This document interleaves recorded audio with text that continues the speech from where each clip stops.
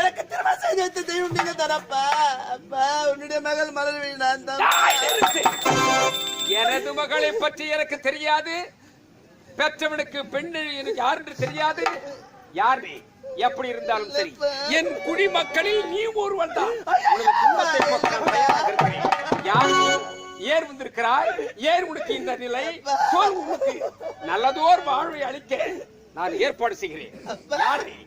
இத்தனை நாட்டாக என்னிடம் கேட்டு பேசி உரையாடிய குரல் உனக்கு தெரியவில்லையா? இவள் தான் என் மகள் மலர்விழி என்று என்ன அழகின் திருவுருவம். உன்னை பார்த்தால் அப்படி இல்லையே. சரி, உன்னை பழித்து பேசக்கூடாது. உண்மையை சொல், உனக்கு உதவி செய்கிறேன். அப்பா இல்லையப்பா, நான் தான் உன்னுடைய மகள் மலர்விழி. என்ன மோசம் வந்து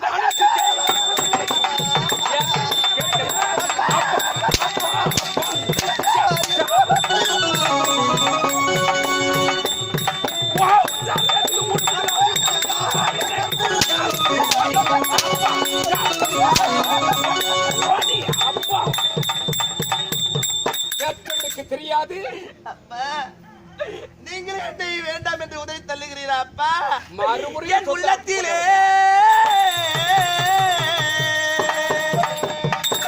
நான் கோயில் கட்டி